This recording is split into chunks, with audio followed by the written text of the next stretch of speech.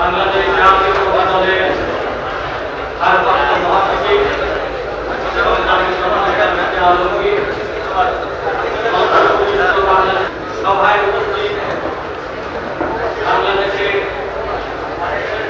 সার্বভৌমত্ব এবং জাতীয়তাবাদ এবং গণতন্ত্র রক্ষার লড়াকু বিশ্বস্তের সহকর্মী উপস্থিত ভাই ও বোনেরা, আসসালামু আলাইকুম। আমি বক্তব্যের প্রারম্ভে যারা 11 জানুয়ারি চট্টগ্রাম এবং শাসনে বিভ্রান্ত না হয়ে যারা গণতন্ত্র, জাতীয়তাবাদ, স্বাধীনতা এবং জিয়া পরিবারকে রক্ষা করার জন্য অকুত হয়ে যারা লড়াইয়ের ময়দানে অবস্থিত হয়েছিলেন, সেই সমস্ত ভাই ও বোনেদের প্রতি আমি গভীর সম্মান এবং শ্রদ্ধা নিবেদন করি। তারেক রহমান আজকে বরপুর মহলে যে আমাদের ছোট ভাই যে আজকে প্রফেসর শিক্ষক আয়োজন করেছেন, লড়াইয়ের শুরু দিন থেকে আমাদের সাথে একজন বিশ্বস্ত সহকর্মী দায়িত্ব পালন করেছেন, এখন দায়িত্ব পালন করছেন, দিনকাল পত্রিকা প্রকাশ করার দায়িত্ব পালন করছেন। আমি সংক্ষিপ্ত বক্তব্যে এ কথাই আজকে সবাই প্রমাণ করেছেন। আজকের এই সভায় উপস্থিতিতে কারুণ্যের অহংকার তারেক রহমান আজকে ঢাকার প্রতিঘাতের সংঘাতে লড়াই আত্মীত হয়ে কারুণ্যের একটি রাজনৈতিক নেতায় এবং বাংলাদেশের অহংকারে পরিণত হয়েছে তারেক রহমান। মানব সভ্যতার ইতিহাস, মতাদর্শ বিভিন্ন শ্রেণীতে সংঘাতের ইতিহাস, সারা পৃথিবী জুড়ে যখনই কোনো সংকট তৈরি হয়, সংকট উত্তরণের জন্য এগিয়ে আসে কারুজয়ী যারা পথ প্রদর্শক, লেখক, সাংবাদিক, দার্শনিক, যারা অগ্রভাগে থেকে নেতৃত্ব দেয় রাজনীতিবিদরা। যখন কোনো সংকটতা আমাদের একটি সংকট করতে আসে, তখন রাজনীতির পথ পরিক্রমায় নতুন নেতৃত্বের অভ্যুদয় করে। আমাদের সেই সংগ্রামে একজন সহকর্মী মির্জা আলমগীর আজকে জাতীয় রাজনীতির পারদর্শী নেতৃত্ব করেছে, তার চেতনা দিয়ে, তার সংগ্রাম দিয়ে আমি বক্তব্য দীর্ঘায়িত করব না। আজকে শুধু আমাদের সফল সংগ্রামে আমি দর্শকের কাছে আমরা ফিরে যেতে চাই। আজ থেকে 5 বছর পূর্বে যখন 11 জানুয়ারি বাংলাদেশে আজকে রাজনীতিতে ইতিহাসে আবির্ভূত হয়েছিলেন, বেশিরভাগ সহকর্মী যারা আজকের এই অডিয়েন্সে উপস্থিত রয়েছেন, যাদেরকে সেদিন দেখেছি অকুতভয়ে লড়াই করার জন্য নেতৃত্বের পদবী প্রতিফলন বিবেচনা না করে জাতীয় স্বার্থে তারা সেদিন এগিয়ে এসেছিলেন, নেতৃত্ব নিয়ে বাংলাদেশের জনগণ বিভ্রান্ত হয়নি বিধায় বাংলাদেশের সার্বভৌমত্ব এখনো পর্যন্ত সমুদ্র রয়েছে, অক্ষুণ্ণ রয়েছে। আত্মসমর্পণ করেনি বলে আজকে কারুণ্যের অহংকার বাংলাদেশের অহংকারে পরিণত হয়েছে।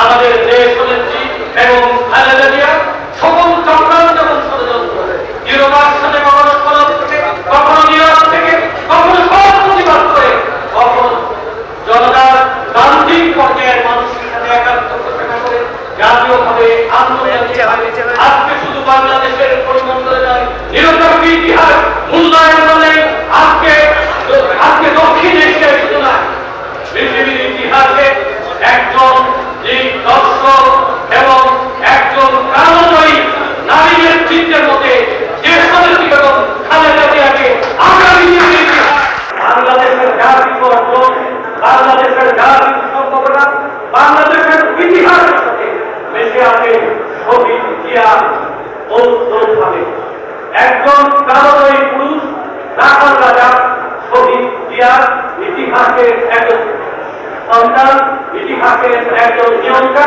ইতিহাসের একজন স্রষ্টা। বাংলাদেশের এই প্রায় 18 কোটি মানুষের ভাগ্য মিশে আছে জিয়া পরিবারের টিকে থাকার সাথে, জিয়া পরিবারের সাথে বাংলাদেশের মানুষের ভাগ্য মিশে গেছে। আজকে বাংলাদেশের যে সম্ভাবনা, বাংলাদেশের যে অগ্রগতি, বাংলাদেশের মানুষের যে সত্য মুক্তিযুদ্ধে এই যে একশো মানুষের রক্তদান, সেই রক্তদানের সফল পরিণতি নিয়ে এসেছিলেন প্রথম বাংলাদেশকে সম্ভাবনার রাষ্ট্রে পরিণত করেছিলেন শহীদ রাষ্ট্রপতি জিয়া রহমান। ঘোষণা দিয়ে মুক্তিযুদ্ধের সাহসী ঘোষণা দিয়ে মুক্তিযুদ্ধের ঘোষণা দিয়ে জাতিকে সংবিধান ফিরে দেশকে পুনর্গঠনের জন্য অনুগত একজন দেশপ্রেমিক নাগরিকের দায়িত্ব পালন করে সেনা সমিতিতে ফিরে গিয়েছিলেন। ক্রান্তিকালে আওয়ামী লীগের আন্দোলনের রক্ত চক্রান্তে আধিপত্যবাদের সাম্যবাদের দর্শকরা আন্দোলনের চক্রান্তে ক্ষমতাদখল সম্পাদক মানুষের ভাগ্য নিয়ে ফিরে গিয়ে ফেলার সিপাহী জনতা তাকে অধিষ্ঠিত করেছিলেন। বাংলাদেশের রাষ্ট্র ক্ষমতায় মাত্র 3.5 বছর সময় পেয়েছিলেন। বাংলাদেশকে টিকে থাকার দিগদর্শন, উন্নয়নের দিগদর্শন, বাংলাদেশকে পৃথিবীর মানদণ্ডে মানব করে দেওয়ার যে কারণেই ঘোষণা দিয়েছিলেন, যে ঘোষণা বাংলাদেশ টিকে থাকা, বাংলাদেশ স্বাধীন থাকা, বাংলাদেশ টিকে থাকা, বাংলাদেশ লড়াই করার অনবদ্য আজীবন উদ্দীপনা পান জাতীয় শহীদ জিয়া। শহীদ জিয়ার উত্তরাধিকার দেশনেত্রী বেগম খালেদা জিয়া স্বৈরতন্ত্রের বিরুদ্ধে লড়াই করেছেন, আজকে আধিপত্যবাদের বিরুদ্ধে লড়াই করেছেন, বাংলাদেশের উপমন্ত্রকের বিরুদ্ধে লড়াই করেছেন, বাংলাদেশকে গণতন্ত্রের এবং নারীর প্রতি পথ প্রদর্শন করেছেন। তার সুযোগ্য সন্তান বাংলাদেশকে ভবিষ্যতে নেতৃত্বে দেওয়ার একজন জীবিত সম্ভাবনাময় একজন নেতা হিসাবে সাম্রাজ্যবাদ যাকে আক্রমণ করেছিলেন, দেশের প্রতিক্রিয়াশীল শক্তি যাকে আক্রমণ করেছিলেন, আজকে আমাদের এই মনে নয় যে শুধু দুঃখই নয়, কখনো কখনো সাম্রাজ্যবাদের ভোটারকে একবিংশ শতকের একটি অন্যতম যুদ্ধ অস্ত্র হিসাবে অভিহিত করা হয়। জনতা যখন সচেতন হয়, অপপ্রচারের বিরুদ্ধে যখন উঠে দাঁড়াতে পারে, তখন অপপ্রচার পরাভূত হয়। বাংলাদেশে 11ই জানুয়ারি আমাদের জাতিকে বিভ্রান্ত করেছে। বাংলাদেশের 11ই জানুয়ারি জাতির আকাঙ্ক্ষায় মেঘাচ্ছন্ন করেছিল। যদি আমরা সবাই মিলে সেই চক্রান্ত আজকে পরাভূত করতে পারতাম, অঙ্কুরে আমাদের পরাজয় সাময়িক হলে অল্প সময়ের ব্যবধানে যে লড়াইয়ের সপ্তমী আজকে জাতীয়তাবাদী সৈনিক বাংলাদেশের জনগণ অল্প সময়ের লড়াইয়ে চক্রান্তিক পরাভূত করেছেন। তাদের নেতৃত্বেই আগামী দিনে আজকে তারুণ্যের অহংকার তারেক রহমান ফিরে আসবে নিজের দেশে।